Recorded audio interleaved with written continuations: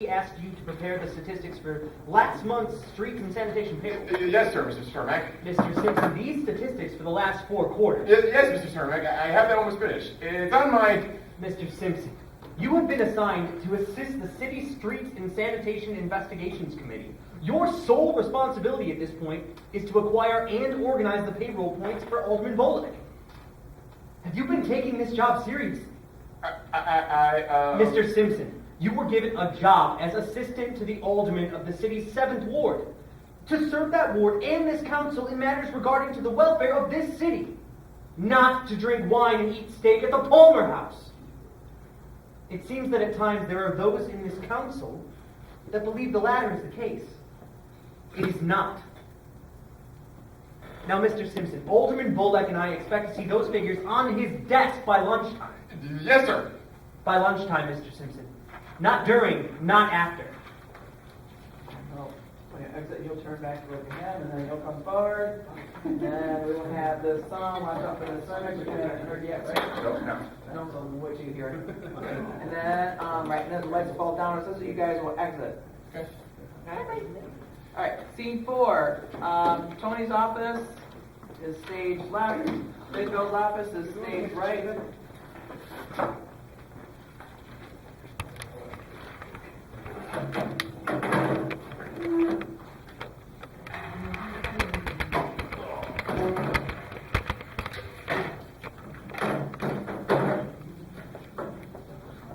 Good morning, Mrs. Needleman. Good morning, Mr. Cermak. Mrs. Needleman, do you have those reports? Yes, Mr. Cermak, I have the reports. Reports about the sewage drains, reports about the trolley lights, reports about the water mains, reports about the tenants' rights, reports about the lumber yards, the surplus 2x4s, reports about new union cards sent by the labor board, reports about recessions in the slaughter shops, reports about impressions of the rookie cops, reports and requisitions ready by request, details and depositions right here on the desk. Thank you, Mrs. Needleman. You're very welcome, sir. Is there anything else? Yes, I'd like to get information on the city trains, get me schedules day and night, information on the current frame of the pending garbage strike, information on the fire guy. Do they have water stores? Those guys sure aren't working hard. How can they do more? Information on the schooling zones, which one is the best? Get that super on the phone. I want to see some tests. Reports and requisitions ready by request. Details and depositions right here on the desk. Mayor Thompson plays a very serious game with taxpayer money, Mrs. Needleman. And at some accounting, it sometimes seems like most members of this city's public service force seem to be playing right along with him. Yes, Mr. Cermak, it does. They seem to believe everything that he says. That a wide open town is good for everybody. They seem to like his smile, his top hat, the convertible sedan that drives him through the Chicago streets. Yes, Mr. Cermak. But most of all, Mrs. Needleman, they seem to love his song. His song, Mr. Cermak? There's no one else, so I was confused. Yeah, no, you're walking in with Oh, I'm coming in. Oh, I was gonna say, where is you know that? your desk is set up, so you guys are gonna come walking. I was gonna wait. And then you'll go to your, you'll walk in with them, and then you just go through, you go to the desk, and the girls come forward and sing their song. Big Bill, the builder, da da da da da da da, whatever it is. Okay, and then the girls will exit, right? Okay, and then, right, Tony? Top of Give him this 87? lead in again. 87. You see, Mrs. Needleman, Big Bill the Builder has about as much fiscal sense as would fill his hat. Crossover. But in his building of parks, Yeah, it's like kind of. but in his building of parks and bridges, of structures that the city does not need, he makes a plan of doing 3 things. First, he gives fat contractors fat contracts. First, Rick comes out. Rick is gonna come out, and you guys don't come out yet. Right? Now you guys wait till. Because Jason, you're the alderman. You're gonna come out with Eileen. Okay, so Rick comes out first. You're gonna stand up, shake hands. He comes in. How's it going? And then we're gonna do an exchange of like, you know, what is it, a contract or something, and then right, and an envelope and put it in his pocket. We're gonna do a little exchange of stuff, and then like. They got us smile, together. They got it. Okay. And then after he walks out, starts walking out, Tony says. Secondly, he stuffs his pockets and also gets support for his party, the Chicago Republicans. And he leaves. All right. And finally, right. Well, there's gonna be something, right? Well, that was Rick, that whole Just the thing is contract? Rick, Okay. right, so the first thing is, right, so you're saying back contract, so they're doing like a contract, and then you say secondly, then he's paying him off. Okay. And then he. And finally, he presents the alderman of his party to cut big red ribbons presenting these new marvels And of then Jason, you construction come in. and endeavor to the city of Chicago. So you're coming in with a big pair of scissors, you come down on this side. No, I'm Noreen, or I'm Frankie, the cheerleaders are here holding a big red ribbon, and you're coming in with the scissors, and you guys are like posing for a picture. Smile. Alright, okay, Mayor and then. without oversight, without budgets, for the sake of building, every one of them on taxpayer dime. Think about it, Mrs. Lee. What big red ribbons do the opponents of these aldermen get to cut? Oh, shameless man. Yes, Mrs. Needleman. Shameless, stupid, and unsustainable. So, Ann, when you say the shameless man, you can look over at him. You can like, you guys kind of emotional to him. Go look in on like what's going on there when you're talking about like he's doing this. You're observing. You're like setting the whole scene. You're almost painting the picture for her. This story, okay? All right. Oh, shameless man. Yes, Mrs. Needleman. Shameless, stupid, and unsustainable. But you see, there is one thing that Mayor Thompson shares with all his crooked aldermen. His gangster pals and his friends in high places. What's that, Mr. Cermak? Greed. Mrs. Needleman, greed for gold, greed for accolades and applause, greed for the status of legends and leaders. They are wild for it. They are loose. Yes, sir, but what can we do? Oh, Mrs. Needleman, we don't have to do anything.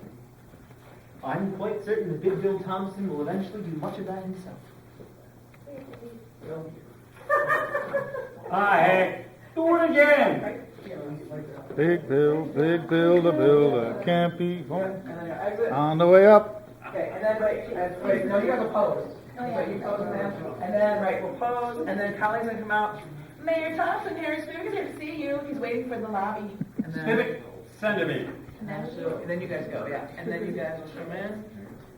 Now Who's go. your friend, Civic? Stand up when Oh, you're he's my nephew. I'm teaching him the business.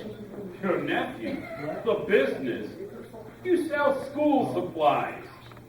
Good luck, kid. It's all downhill from here. So we've taken over a look at the contract, and Yeah, what about it? well, Mayor Thompson, it says that over 100. Up. Oh. We don't say numbers around here. Oh, yes, sir. Sorry. It just says here that a very formidable sum, exclusive to the contract for actual school supplies, will go to repair and maintenance of the material purchased. What kind of repair do school supplies need? Oh, boys, maybe we've got the wrong guys for the job here. You know, I think I can find another school supply company to accept an exclusive contract for complete student materials for the entire Chicago public school system. Oh, no, Mr. Thompson. We want the contract. We're very happy to have it.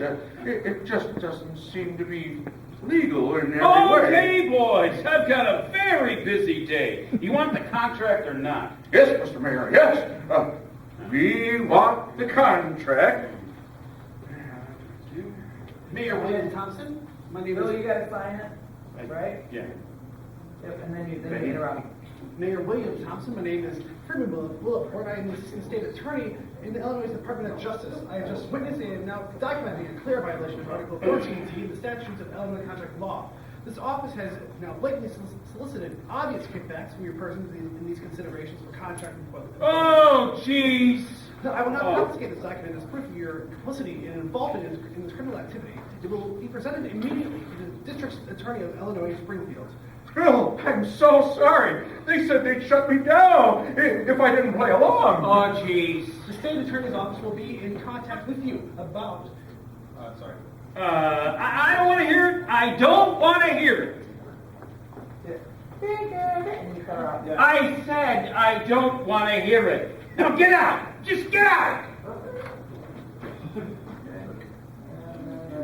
Right, then you sit down.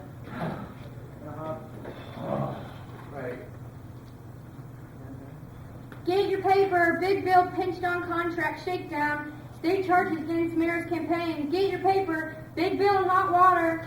Oh, jeez. Okay, stage go start. Okay, Tony's gonna get set the stage left. All right, Brennan's not here, but he enters on stage right with the paper. We're gonna and then you're remove gonna- desk and No, chair. that's stage. Yeah, we're just gonna be downstage, and then hopefully that'll be done. So Sergio, are you ready, buddy? Okay, so Brennan, he's on with the newspaper looking at it. You come running in.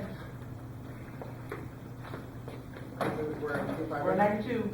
92. Mr. Brennan, Big Bill Thompson is taking a powder on the next mayor's election. He's out. Did you hear me? Thompson's campaign is facing a grand jury on corruption charges.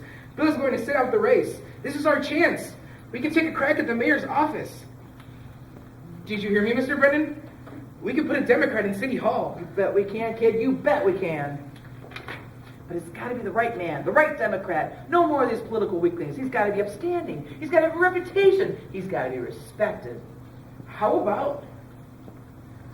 He's got to be real. The type of man that the people in the city can relate to. Someone that they can sink their teeth into. He's got to be.